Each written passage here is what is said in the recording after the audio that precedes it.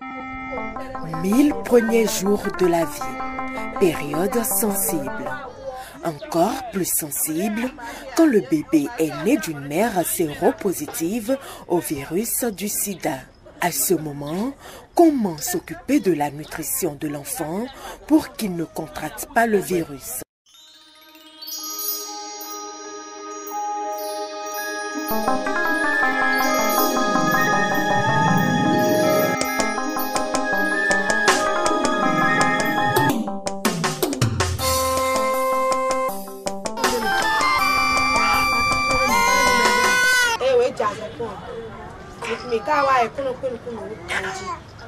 Neuf mois d'âge et depuis sa naissance, pas une seule indisposition. Au fait, maman veille à la qualité de la nourriture.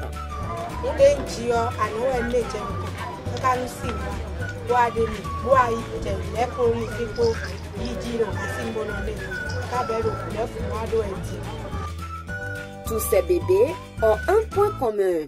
Ils sont nés de mères séropositives au VIH-Sida.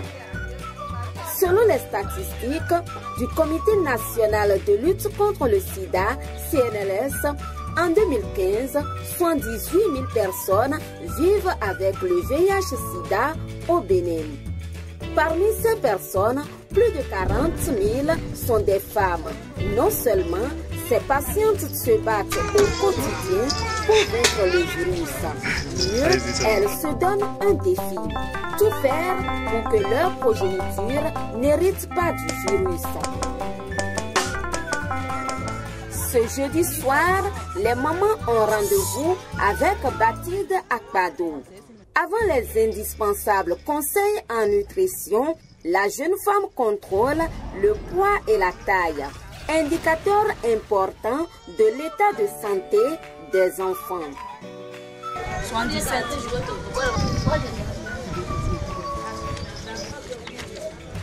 Le tableau clinique est rassurant. Tous les bébés sont en bonne santé.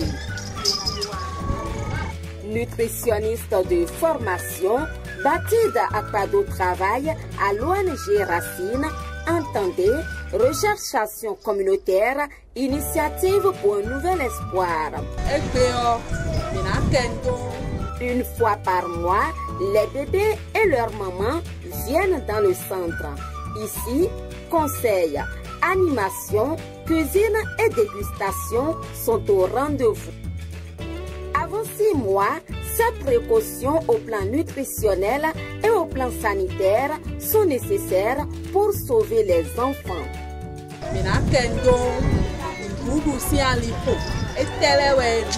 Voilà maintenant grandi et tel est nana poulet mais de soupe to la mais ton na grandi de kana soudé do na soupe bon daga et ton kana yon et puis mon oncle jamais nous beta to nous content de la narron we gol de non blogon sindo atongo de non golando lundi. Babi se ko le mama do e da ti ba ya kokoro poni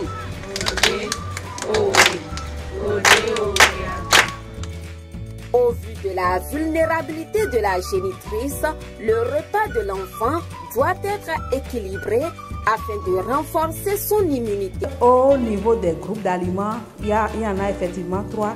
Il y a le groupe des aliments qui donnent l'énergie, les aliments énergétiques. Il y a le groupe des aliments constructeurs et il y a le groupe des aliments protecteurs. C'est-à-dire les 6 premiers mois de vie, l'alimentation d'un enfant né de mère séropositive est un peu délicate. Soit l'enfant est uniquement au sein, c'est-à-dire l'allaitement maternel exclusif, ou l'enfant est uniquement nourri avec les substituts du lait maternel. À partir de 6 mois, on ajoute les bouillies. À partir de 7 mois, 2 semaines, 8 mois, on ajoute les repas faits selon la densité voulue pour être quand même agréable à l'enfant. Et vers 1 an, l'enfant est au plat familial. Et à partir de 1 an, l'alimentation de l'enfant né de mère vulnérable n'est plus tellement différente de l'alimentation de tout autre enfant de son âge. Il suffira juste de s'assurer qu'à partir de 1 an, on a fait son test de dépistage et que son statut sérologique est connu. Pour montrer la technique aux mamans, les conseils sont suivis d'une séance de cuisine. Ce soir, on prépare de la pâte accompagnée de sauce d'arachide enrichie aux légumes et aux poissons fumés. Donc, on a d'abord écrasé les ingrédients de la tomate, de l'oignon, de la crevette fumée, des épices, poivre, ail, gingembre. Et on a commencé la cuisson par la tomate. Quand on a mis la casserole au four, on a mis la tomate dedans. Après quelques minutes de cuisson, on a ajouté l'oignon, ensuite les épices.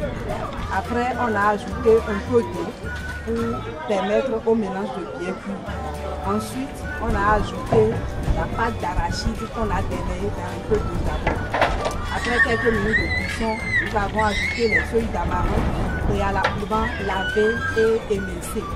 Puisque ça va cuire dans la sauce afin de laisser tous les nutriments que ça contient directement dans la sauce. Ce n'est pas pré-cuit. Donc quand ça va finir de cuire, on va ajouter les poissons qu'on a émincés. Parce que comme c'est pour les enfants qui n'ont pas encore la capacité de mâcher ces poissons. La cuisine finie, place à la dégustation.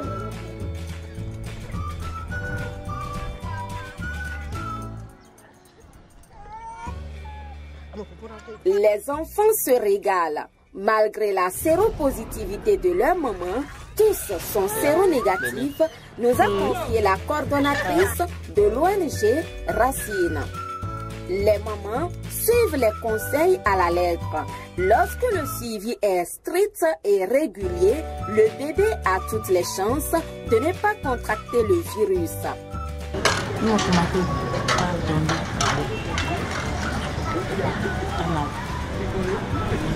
parce qu'ils ont pris le sang des enfants pour faire la vie à la la nourriture qu'on fait ici, tu ne peux pas durer la pâte, tout ce qu'il faut.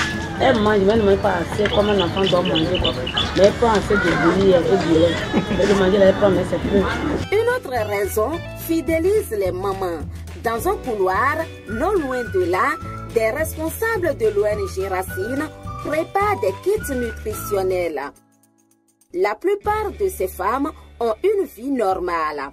Ces dons sont quand même les bienvenus. Je fais mon commerce, avec ces activités, j'arrive à m'en sortir. Avec l'aide de ce papa aussi, ça va. Nous vivions ensemble avec le papa. Pour la première, il n'y avait pas de problème. Après cela, j'ai su. Je n'avais plus d'enfants jusqu'à présent. La première est déjà. Et le papa aussi, hein, c'est ça? Non. Et vous suivez les traitements des antibiotiques? Je suis le traitement. Je prends mon médicament ici, la racine ici, le gardien ici. On me donne tout ici, la racine ici. Non, je ne suis pas. Mon mari, il a fait le test qu'on n'a pas le test. Et vous restez toujours ensemble? Oui, nous sommes ensemble. Et comment vous faites? C'est un peu difficile. Je vais dire ça quand même, c'est un peu difficile. Donc, je suis arrivée ici et il nous a donné des conseils ici, la racine ici, et petit à petit. J'ai essayé, je ne peux pas. Maintenant, nous utilisons le pouvoir. Sans les dons, les soutiens et les conseils, ces familles seraient sans repère. Nous avons à peu près 1000 patients que nous suivons. Quand je parle de 1000 patients, c'est 1000 personnes vivant avec le VIH. Mais derrière ces 1000 personnes, il y a toute une famille. La priorité pour nous, c'est que les enfants qui naissent des femmes vivant avec le VIH que nous suivons dans notre centre ne soient pas infectés par le virus. Et dans ce cadre, la nutrition a une place de choix.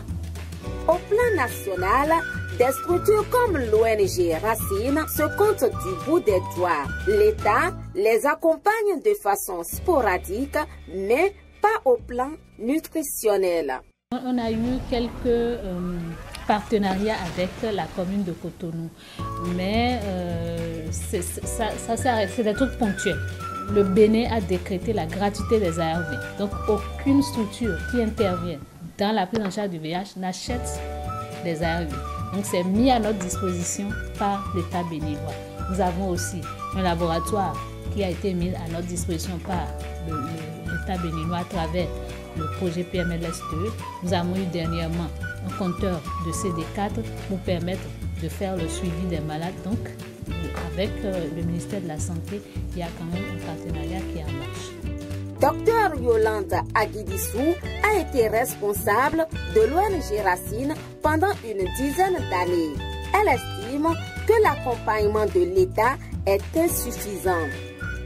Parce qu'au fait, la prise en charge, c'est un paquet qui doit être global. En même temps qu'on fait le médical, on doit faire le psychologique, le nutritionnel.